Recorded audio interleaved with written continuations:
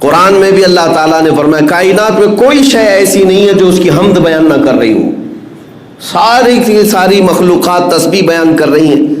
لیکن روایت میں یہ بھی ہے کہ اگر کوئی چیز پرندہ ہو کہ جانور ہو کہ درخت ہو کہ مچھلی ہو چیونٹی ہو، اگر ایک لمحے کے لیے بھی وہ اللہ کے ذکر سے غافل ہو جائیں تو ان کی موت آ جاتی ہے. ان کے لیے یہ قانون ہے. درخت اگر ذکر الہی سے ایک لمحے کے لیے غافل ہوا تو اسے سکھا دیا جاتا ہے یا اسے کاٹ دیا جاتا ہے. پرندہ شکار ہو جاتا ہے، مچھلیاں پھنس جاتی ہیں اگر ایک لمحے کے لیے ذکر خدا سے غافل ہو جائیں. حضرت ذوالنون مصری اپنی بیٹی کے ساتھ سفر میں تھے، سمندر میں، وہ کشتی میں مچھلیاں پکڑ رہے تھے، پکڑ کر کے اپنی کشتی میں ڈال رہے تھے. ان کی بیٹی جو پیچھے بیٹھی ہوئی تھی وہ مچھلیاں اٹھا کے پھر سمندر میں ڈال رہی تھی. کافی دیر کے بعد جب کنارے پہنچے تو انہوں نے دیکھا مچھلیاں کہاں ہیں. بیٹی سے پوچھا تو اس نے کہا کہ میں نے سب ڈال دیا. کہا ایسا کیوں کیا؟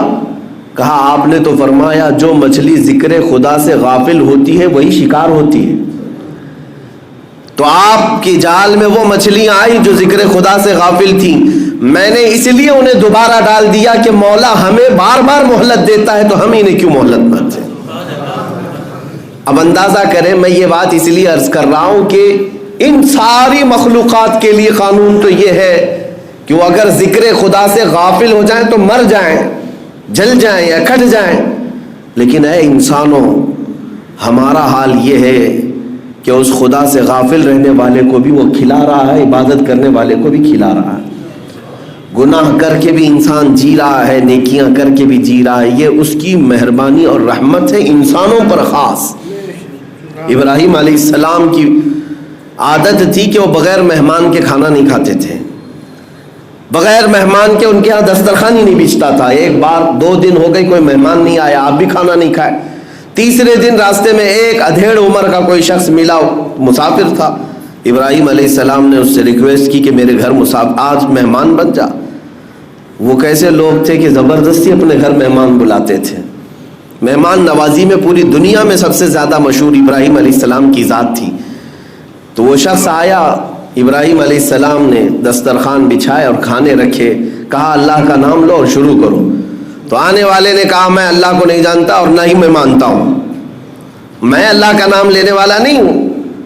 تو ابراہیم علیہ السلام نے دسترخوان کھینچ لیا اور کہا اٹھ کر جا تو چل، اس لیے کہ میرے گھر کا ہر لقمہ اللہ کے نام سے ہی جائے گا.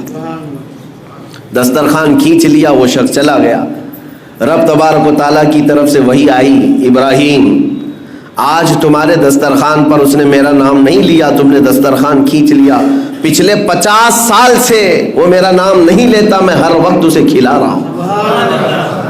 انسانوں کا خدا اور ہے، یعنی انسانوں کے خدا جس کو ہم اس طور پر تصور نہ کریں کہ وہ سخت قسم کا ہمیشہ تمہارے لیے عذاب ہی لے کر بیٹھا ہے. نہیں میرے عزیزو، وسعت رحمتی کل شیء، قرآن کہتا ہے، اللہ فرماتا ہے میری رحمت نے ہر چیز کو گھیرے میں لے لیا ہے.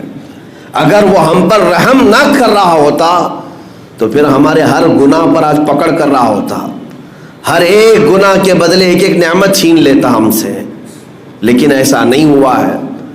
عدل تو یہی ہے، انصاف تو یہی ہے کہ اس کی زمین ہے، اس کا آسمان ہے، اس کی ہوا ہے، اس کی کائنات ہے، اور اسی کی کائنات میں رہ کر بندہ جب اسی کی نافرمانی کر رہا ہے تو پھر انصاف تو یہ چاہتا ہے کہ نافرمانی کرنے والے کی پکڑ کی جائے. اگر تم ایک نماز نہیں پڑھے تو ناک کاٹ دی جائے گی، دوسری نہیں پڑھو گے تو دانت توڑ دیے جائیں گے، تیسری نہیں پڑھو گے تو ہاتھ توڑ دیے جائیں گے. کیا ایسا ہو رہا ہے؟ نہیں ہوتا. تو رب تبارک و تعالی ہم بندوں پر عدل نہیں بلکہ فضل فرما رہا